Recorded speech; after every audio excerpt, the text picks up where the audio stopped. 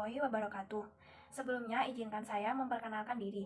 Saya Nanda Kailunisa dengan NIM 21104111255 dari Prodi Manajemen Fakultas Ekonomi dan Bisnis di Universitas Muhammadiyah Jember.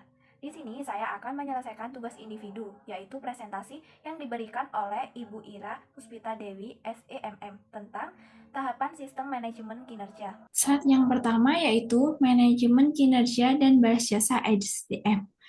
Tahapan sistem manajemen kinerja PT Kreatif Tekstil Nusantara. Disusun oleh saya sendiri, Nanda Koirunisa.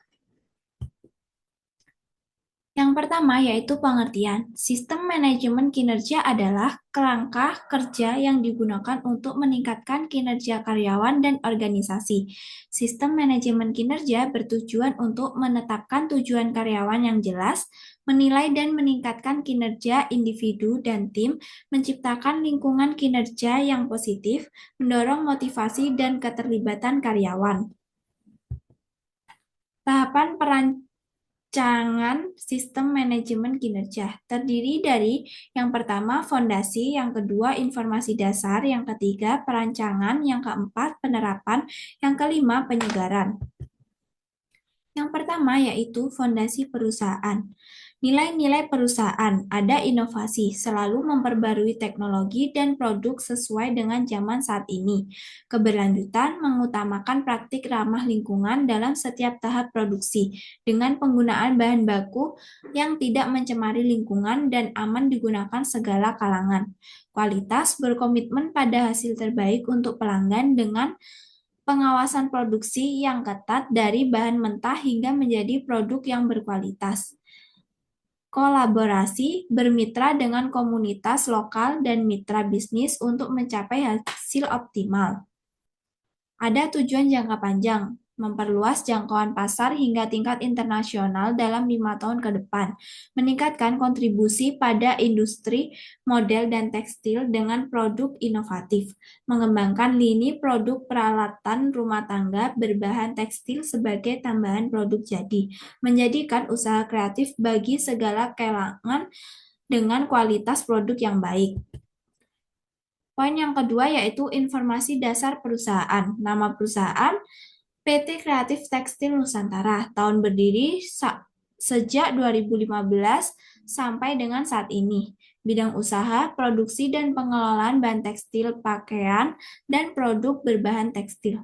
Produk utama, kain, benang, pakaian, sepatu kain, dan peralatan rumah tangga berbahan tekstil seperti gorden, taplak meja, dan sarung bantal.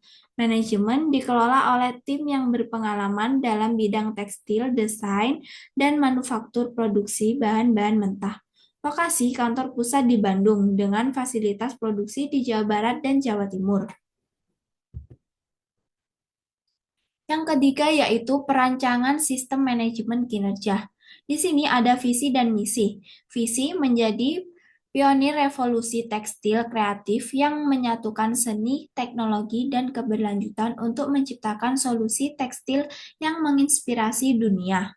Misi yang pertama yaitu memproduksi bahan tekstil berkualitas tinggi untuk berbagai kebutuhan industri dan konsumen. Yang kedua, mendukung keberlanjutan lingkungan melalui proses produksi ramah lingkungan. Yang ketiga, memberdayakan sumber daya manusia lokal dengan keterampilan di bidang tekstil. Yang keempat, menyediakan solusi lengkap dari bahan mentah hingga produk tekstil jadi. Ada strategi perusahaan.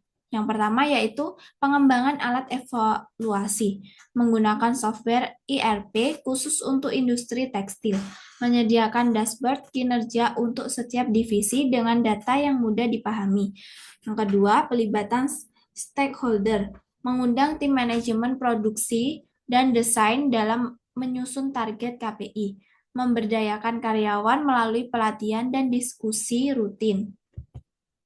Kerangka kerja, yang pertama level organisasi, kinerja produksi, peningkatan kapasitas produksi sebesar 20% per tahun, kinerja keuangan, pertumbuhan pendapatan tahunan 15%, kinerja pelanggan mencapai tingkat kepuasan pelanggan sebesar 90%, keberlanjutan mengurangi limbah produksi hingga 15% dalam 2 tahun.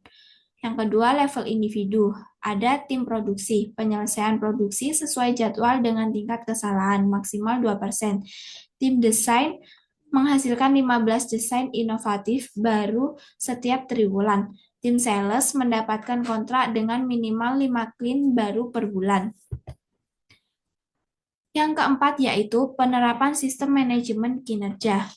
Penerapan rancangan yang komprehensif. Ada display menampilkan indikator kinerja di area kerja, ada laporan, memberikan laporan mingguan dan bulanan kepada tim manajemen, sosialisasi mengadakan pertemuan rutin untuk memastikan seluruh tim memahami sistem, analisis manfaat atau biaya, membandingkan investasi pada sistem dengan hasil kinerjanya, modifikasi proses, menyesuaikan proses produksi berdasarkan umpan balik dari evaluasi, dilaksanakan oleh tim produksi dan desain.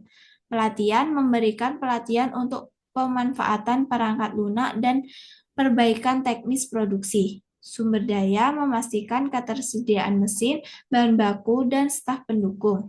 Kedudukan sistem manajemen kinerja saat ini membandingkan performa sistem lama dengan sistem yang baru diterapkan. B. Pengawasan dan feedback. Monitoring kinerja setiap minggu, umpan balik dari tim produksi, dan pelanggan sebagai bahan evaluasi. Yang terakhir yaitu penyegaran sistem manajemen kinerja. Evaluasi dan penyesuaian tahunan, meninjau KPI dan menyesuaikannya berdasarkan tren pasar yang berlaku di kalangan masyarakat, mengadakan rapat evaluasi tahunan dengan seluruh manajemen per divisi yang ada. B. Pengembangan kompetensi karyawan. Mengadakan pelatihan desain tekstil terkini agar tim produksi tidak tertinggal tren dan tetap menatap ke depan untuk produksi barang yang semakin inovatif mengikuti zaman. Workshop pengolahan limbah tekstil menjadi produk bernilai tambah. Ditujukan untuk generasi selanjutnya yang berminat pada bidang pertekstilan dan yang tertarik pada bidang ini. C. Pembaruan teknologi pendukung. Mengadopsi mesin baru dengan teknologi hemat energi, tentunya disesuaikan dengan modal yang ada dalam perusahaan dan meminimalisir tidak digunakannya mesin tersebut. Yang kedua, memperbarui perangkat lunak manajemen yang relevan. D. Meningkatkan motivasi karyawan. Program penghargaan untuk ide produk inovatif.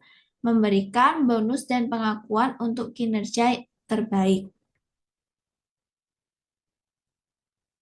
Sekian video presentasi dari saya, kurang lebihnya mohon maaf.